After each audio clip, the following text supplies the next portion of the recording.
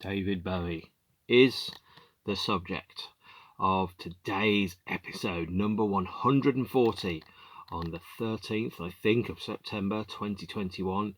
Number 140 of Mark talking about all his things. Today I'm going to be talking about David Bowie's fourth album, one which you will almost definitely have heard of. Here it is, Hunky Dory. You probably could have guessed by the fact that I'm wearing a t-shirt with Hunky Dory on it in big letters.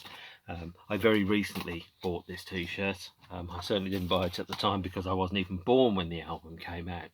One of the things that's worth doing is keeping an eye on your favourite artists' websites and web stores, and occasionally they have sales and things on. So they had a David Bowie grab bag of 4 men's t-shirts and a fridge magnet. It's always a fridge magnet for £25, and I thought, well, you can't go wrong with that. And so I spent some money at the shop.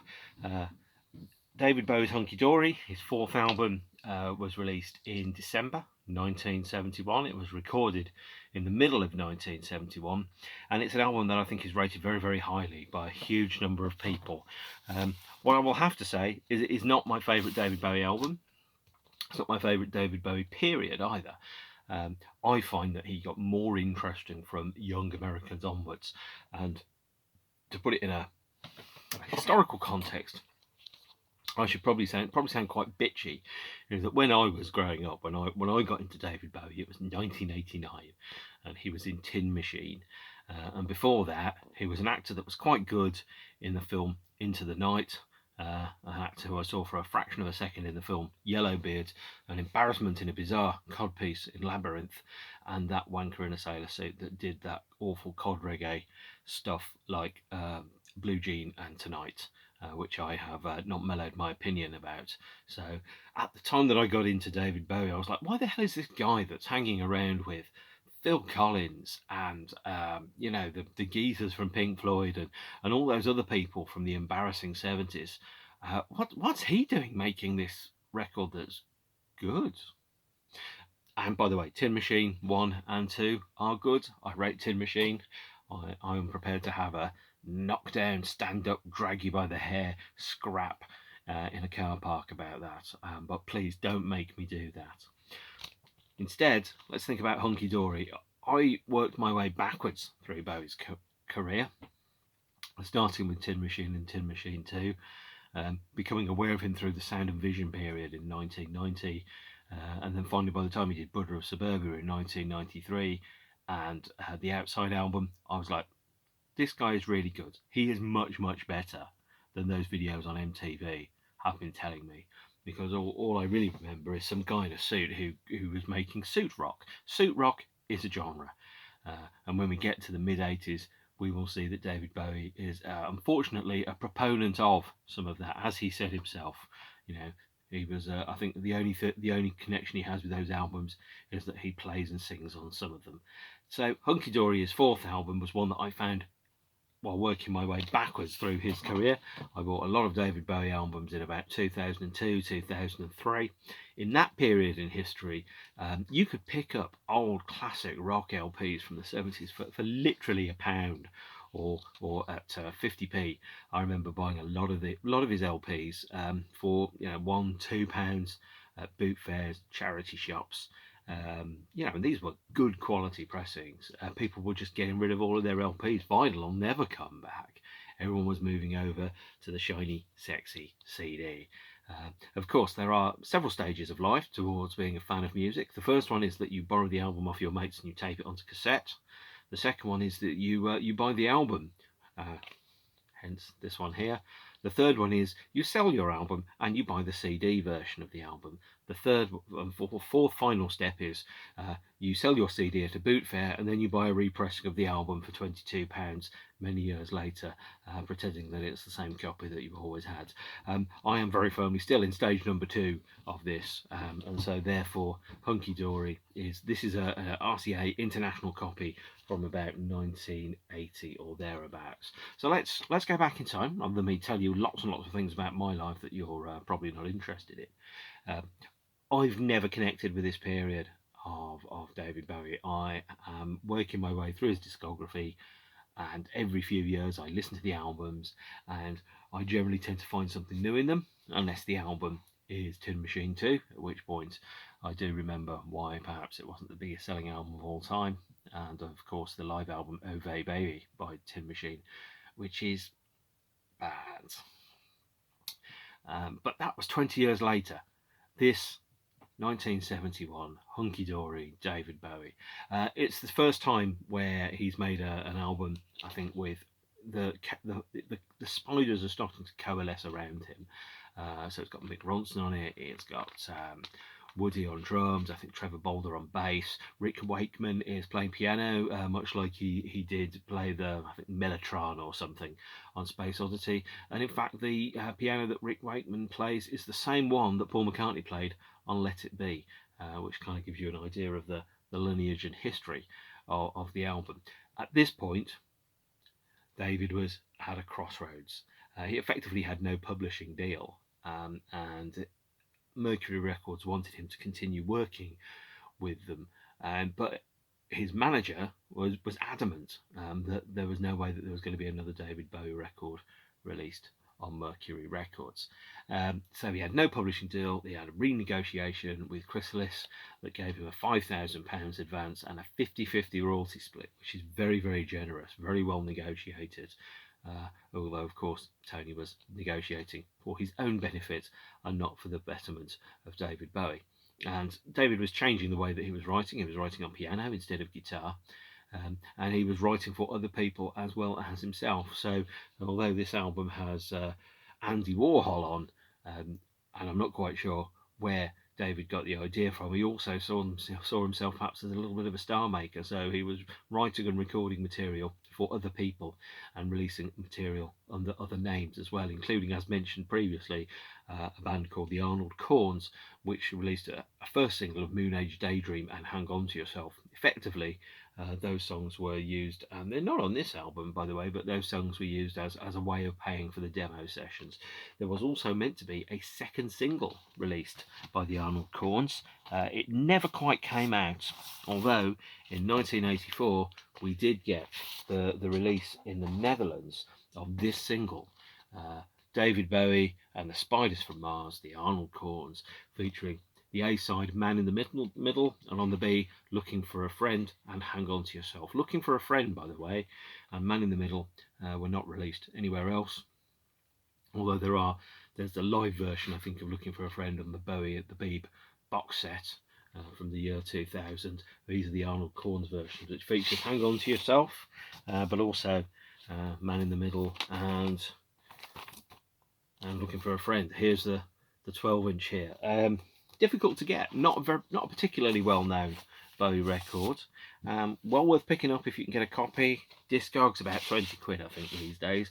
Doesn't turn up for sale too often in the UK. And these are noticeably inferior to the tracks that are on the Hunky Dory album, although they are clearly B-sides. Also, the vocals aren't by David on Man in the Middle and Looking for a Friend. I think the vocals are by a chap called Freddie Barretti, officially, who was a fashion stylist, kind of hairdresser type person, who sang on Man in the Middle. I'm not sure who did the vocals on Looking for a Friend, but these are nowhere near as good as the LP versions. And Hang On To Yourself on this 12-inch is clearly not as good. It doesn't have the guitar bite to it. David was also seeing himself as a bit of a star maker, so he was working with an artist called Dana Gillespie, and working on her material. And in 1971, before the release of Hunky Dory, he released a promotional album, which is only known by the title Bow Promo. In 2017, Record Store Day, a version of this was reissued as kind of like a replica. So we might as well have a look through this box set before we get to the album itself. So this is the 2017 Record Store Day replica of Bow Promo, however you want to pronounce it. And there are some problems with this. Primarily, it is mastered from a needle drop of the original album. There are 500 copies of the original album. The stereo channels are reversed on this version, and also it runs very slightly slow. So if you buy a copy of this and you listen to it and you go, That doesn't sound quite right. It sounds a bit slow. You're exactly right. It is a bit slow because they didn't master it at the correct speed. It's this kind of sloppy attention to detail that will curse the estate of David Bowie, the Live in Berlin release recorded in 1978, which was sold for extortionate amounts of money. I think it was $32 from the David Bowie Is exhibition in Brooklyn. Was also mastered slow, so it sounds like the band are drunk. I am not impressed with that turn of events. Nonetheless, Bowie promo is worth getting. If you're a record collector like me. It also has a previously unavailable song on it, which means that the only place you could officially get one of the David Bowie songs, and I think the song was Bombers. The only place you could get one of those, you could get this song was on the Bowie promo or a bootleg version of it. Of course, it being 2021, I'm expecting any day now an announcement of a Hunky Dory 50th anniversary copyright extension legacy edition, no doubt completely remixed by Tony Visconti with a bunch of extra tracks on. And those extra tracks hopefully will include speed corrected and stereo corrected versions of the songs which are on Bowie promo. So let's have a look a little bit further into that, because I bitched about this record. Of course, I was going to buy it whether it had reverse stereo and whether it was mastered slow or not. The thing is, you just keep an eye out for when it's affordable.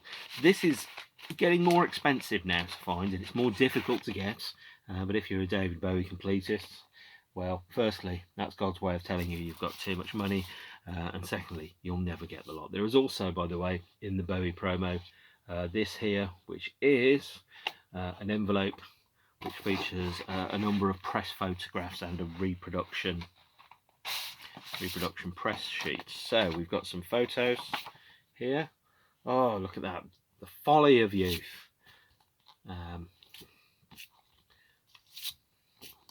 It may surprise you to learn that one day, once in the 90s for about 6 months, I had hair that long myself. I was trying it. Everybody tries it at some point in their lives, and if they haven't always tried it, then sometimes they haven't really lived. Anyway, Bowie promo was a two-sided LP when it came out. The other side was material which had been recorded by Dana Gillespie for the same label. For this reissue here, the Dana Gillespie material is not included. So if you want to get the real version of it, you have to go and spend probably several £1,000s to get the original. Not that I would necessarily recommend that. If you find several £1,000s burning a hole in your bank account, let me know. I'll find ways of spending it for you that will make the world a better place. And if not the world, then my world, by the way. So there's the Rothmix album. If you look carefully, you can probably find that now for about £35–40 on Discogs. Doesn't come up for sale too often in the UK. Most of the copies, I think, are in America the last time I looked, but every once in a while a UK copy does appear. And it's a fascinating thing to have a rough mix and an early version of it. But as I've said, I think inevitably these mixes will appear on the inevitable 50th anniversary edition that will be coming out at some point relatively soon, although the estate, in their punctual fashion, have yet to announce it. Nonetheless, Bowie promo, the record store day release from 2017, is worth picking up. And then we get to the Hunky Dory album itself. Now, when you think about Hunky Dory, you think, well, what are the great songs that are on there? Well, there's Changes, and there's Life on Mars, and there's Queen Bitch. Now, the interesting thing about Changes, by the way, is lots of people think that was a hit. As far as I can tell, it was never a hit. It's a song that he put on a lot of his compilation LPs. It's a song that he played live at lots and lots of shows. But in fact, Space Oddity, the reissue of Space Oddity, had Changes and Velvet Goldmine on the B-side, and that's where Changes charted as a B-side, not as the single itself. Although the main single from the album, and here is a copy, this one belonged to Dee Clifton, is here, Life on Mars, taken from the album Hunky Dory. This is a 1972-73 single maybe, and it's backed with, surprisingly, The Man Who Sold the World. So, let's go to Hunky Dory. I've spent 15 minutes talking around it, and there's a couple of other things I do need to mention, but let's talk about the album itself. I think that this album is in retrospect, I've grown to love this album. Because what you can see is it's made better by the albums that come after it, if that makes any sense. You can see the seedlings and the germination of who David Bowie was going to be, all the different David Bowies that he was going to be when this album came out. In Melody Maker in January 1972, David said, "My songs can be compared to a psychoanalyst. My act is my couch." And if you think about the lyrical content of this album, it's really strong. Not only musically really strong, because the Spiders from Mars are starting to coalesce here, and they're giving a beefier, rockier, heavier, more assertive sound, really filling out David Bowie's musical identity, taking away perhaps some of the more, I think, not more hesitant, more acoustic, gentler, quieter parts of his work that you got on the DRAM album and the Space Oddity album. Quite muscular. You can imagine that actually seeing these songs played live by that lineup, that's quite an experience. Pretty loud, pretty heavy. And there's a rambunctious recording of a show in Kingston in 1972, which I think might be the first. I think it might be the first David Bowie bootleg actually that properly exists. Sounds absolutely terrible, but what you can tell is it probably sounded amazing on the night in the room.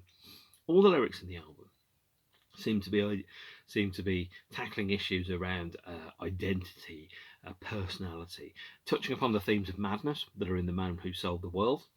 So, for example, even kooks itself. Kooks is a phrase which people use to describe people who are just plain and simple weird. There's a lot of stuff around what it is to be a man. There's the song on here. Life on Mars mentions cavemen. There's a Stone Age man mentioned in Quicksand. Homo sapiens is mentioned on here. The song Bowie Brothers, the last song on side 2, which wasn't played live by David Bowie until 2002, actually 30 years after it came out. That would be like seeing, let's say, U2 now and then playing Lady with the Spinning Head for the first time without announcing it to anyone. It's a pretty obscure choice. Bowie Brothers is a song that seems to be around, or at least take a lot of its hints from David's relationship with his half-brother Terry, who I mentioned in the previous episode had some mental health issues, possibly schizophrenic, and who died by suicide.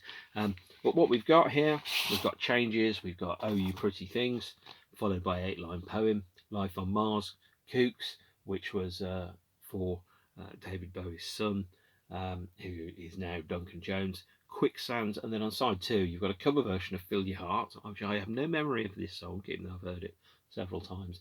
Andy Warhol, song for Bob Dylan, Queen Bitch, and the Bowie Brothers. The album was produced by Ken Scott and remixed by Ken at Trident Studios. So we can see this is a 1981 RCA International version, I think, but there's the back sleeve there.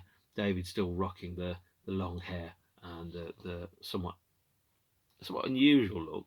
Nobody really looked like this, although at the time, of course, people were still putting the faces of the people that were making the records on the records, which, by the way, I've never really liked. The only people that really have been particularly good at putting their own faces on the records, David Bowie was very good at it, Pet Shop Boys are very good at it, most of the bands, they just look like bored millionaires. Here's the Green Label version of the album, and well, it's a great record. I could wax about it for ages, but I probably won't. I will reserve some of my bandwidth for when I'm talking about the albums that I really, really, really love. I've grown to love this album over time. It's not necessarily, I think, the best one that he ever did, but then again, it's certainly a heck of a lot better than any albums I would have been making when I was his age, which, if I recall correctly, was around about the age of 30. One thing I will point out is there is a song on here, Andy Warhol. What is particularly strange, and of course David didn't know this at the time, is that he would later go on to play Andy Warhol in the film Basquiat, which came out, I think, in the mid-90s. I've not seen it. Like a lot of Bowie's filmography, it's difficult to get, but it kind of brings a full circle around it. Let's go to some of the other editions of the album that were released. So there was a standard kind of CD version in the mid 1980s, which came out on RCA. I don't have those because the RCA albums sell for hundreds of pounds. There was the Rykodisc series, which was released in 1989, 1990, and this contains bonus tracks. By the way, this is a Japanese version. There is no particular reason why it's a Japanese version, apart from that was the most affordable copy that I could find. And there are extra tracks on the Rykodisc version of the album. Primarily, they are, although, oh yeah, this is an EMI Japan version. So in America it was on Rykodisc, and I think in Japan it was on EMI Japan. So there's Bombers, which was previously unreleased, which is taken from the Bowie promo. There's an alternate version of the Supermen, a demo of Quicksand, an alternate mix of the Bewley Brothers. Most of these tracks were ones that people didn't necessarily even know existed. And the Rykodisc version, Japanese versions contain effectively a translation of the UK text, sitting alongside some photographs from the period. Oh, that photo there looks familiar. We might have seen that in Bowie promo, and so on and so forth. If you are going to buy only one version of the album, do go for the Rykodiscs with the bonus tracks, because that way you get more Bowie for your bang, for your buck, for the beat of your drum. But it's a very good album, whatever version you get it. There was also the CD box set, which is 5 years. Let's have a close look inside here. This contains Hunky Dory on it. Again, it contains a kind of like the effectively a vinyl replica version of the album. Here's the CD again with the black line around it. Effectively, you've got an inner sleeve here with the lyrics, and you've got the CD inside the sleeve. Whilst I quickly remember, of course, this has Life on Mars on it, has Changes. I mean, all of the songs on here are really good, actually. I don't know why I don't love this album more, probably just because I just prefer other periods. Objectively, it's a really, really strong album.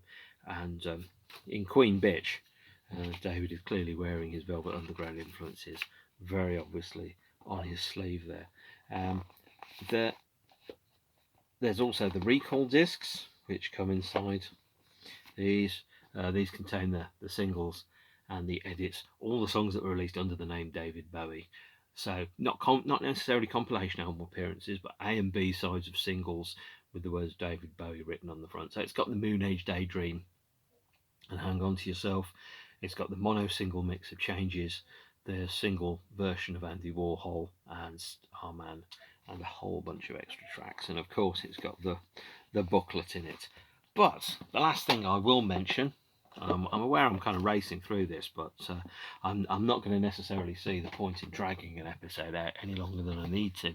If you get an opportunity, and you can, please do get David Bowie Is inside the exhibition book from the Victoria and Albert Museum. Although it's a little bit light on material from the Hunky Dory era, what this does have in it is lots of fantastic graphics, images, and a contextualization of what was happening at the time. But what I will say is that if there is only one Bowie book, which you are going to own, by the way, please do get this one, Moon Age Daydream. This version was incredibly cheap. The original version, I think, was published by Genesis Publications with a signed panel by David Bowie and was something like £750.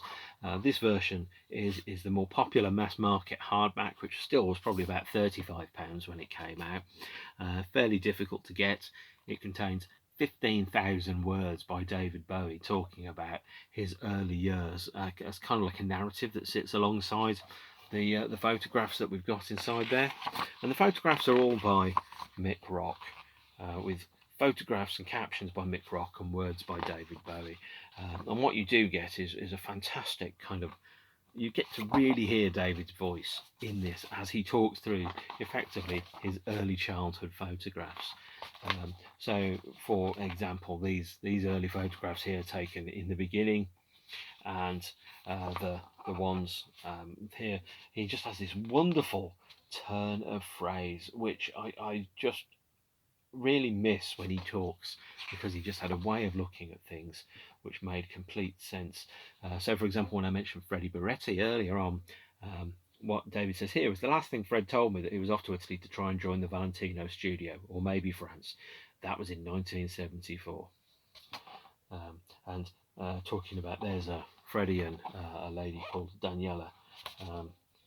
And he describes Daniela as blessed with absolute style. She unwittingly changed so much of how female Britain looked after my then wife copped her sense of style and her haircut 100% and slipped into a bunch of my photo sessions for the daily rags of the time. All of Daniela's clothes were designed and made by Freddie, and she would wear them with such flair and simplicity that never once did she look like she was trying to impress, although some of her outfits were outrageous for the time. These are if you only get one David Bowie book, this is the one to get, because you really get the words from the man that was there, and him talking about his life, his experiences, and how he interpreted the world. You can see some photographs here from Haddon Hall. There, I think, is an early. This is not Duncan, by the way. This is another child. Handwritten kind of information. Playing with a football, playing in a field, or a garden, and then again some live shots. This is an absolutely essential book. It should be better known. It really makes me wish that the book that was originally kind of proposed in 2004 or thereabouts, which was called David Bowie 100 Objects, where he talked about 100 important objects in his life. I really wish that had come to fruition, because that would have been fascinating. Inevitably, it would have contained a Velvet Underground LP in there. And the way that he describes the work that he was doing at Haddon Hall. At about 6 by 10 feet, we figured that although we'd go deaf, we could at least have somewhere to say, I say we built it, rubbish. It was Visconti and Ronson who jumped into the project with both feet. I've never seen so much joy centred on a Black & Decker in many years. Just a lovely turn of phrase there.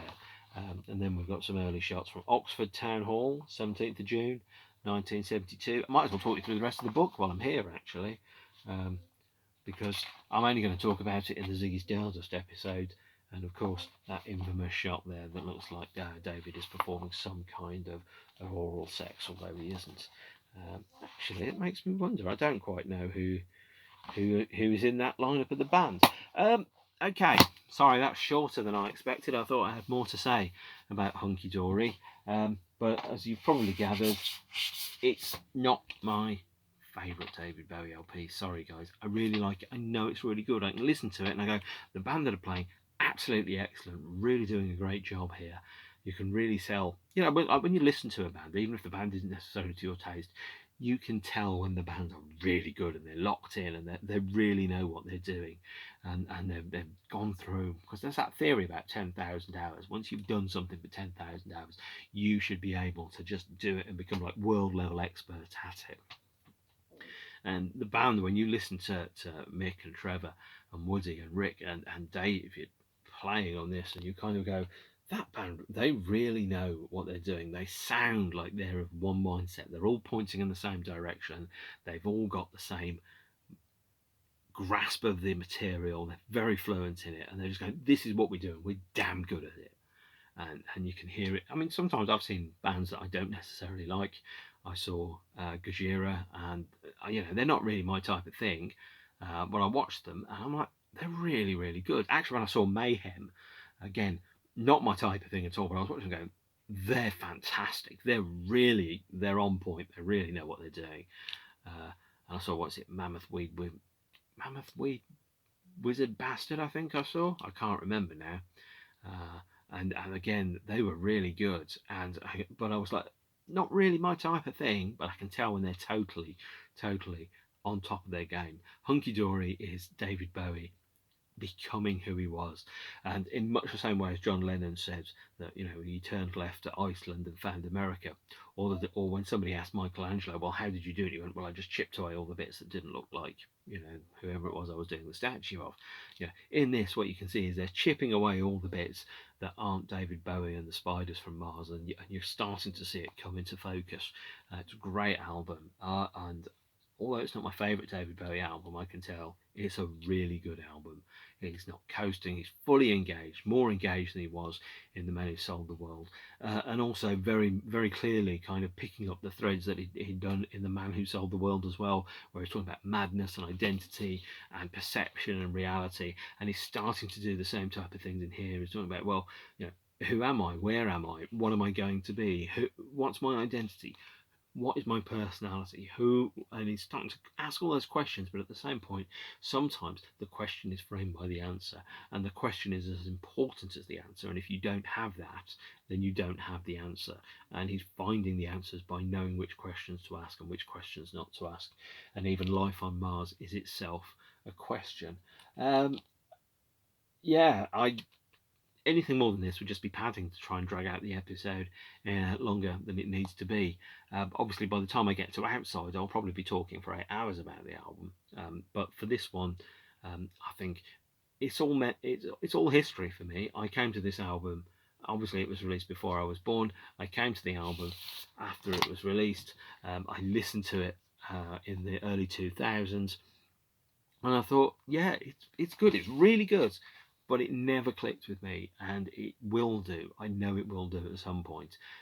Some albums I've listened to recently, and I've just realised I wasn't old enough at the time that the album came out to really appreciate the album for what it was. I was listening to Pet Shop Boys, Yes, earlier on today, which I think I did an episode about a couple of weeks ago, and I found a way into that album.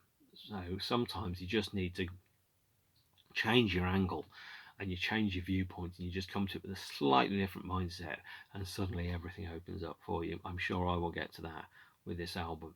So that's half an hour, me talking about David Bowie's Hunky Dory. Next time I talk about David Bowie, it's going to be, I think, Ziggy Stardust and the Spiders from Mars. That's going to be quite exciting, I think, because there's quite a lot to go through there. Upcoming episodes are going to include The Cure, Depeche Mode, Bad Lieutenant, the New Order spin-off band, and a few other things as well. And I'm sure we will get to all of those in due course.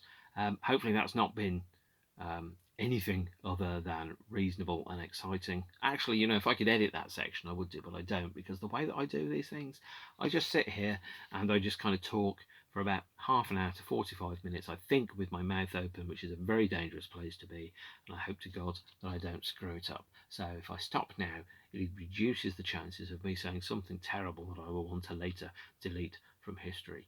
I like Hunky Dory. It's a really good David Bowie LP, and a really good David Bowie LP is better than almost other bands' entire careers, actually. But it's not my favourite. But you can really see who he is. And an important part of the journey, you can only know where you are by also paying attention to how you got there. And this is a really important step on how he got there. Right, I'm going to stop now and take care of yourselves and each other. I will see you all again soon. Stay beautiful. Bye.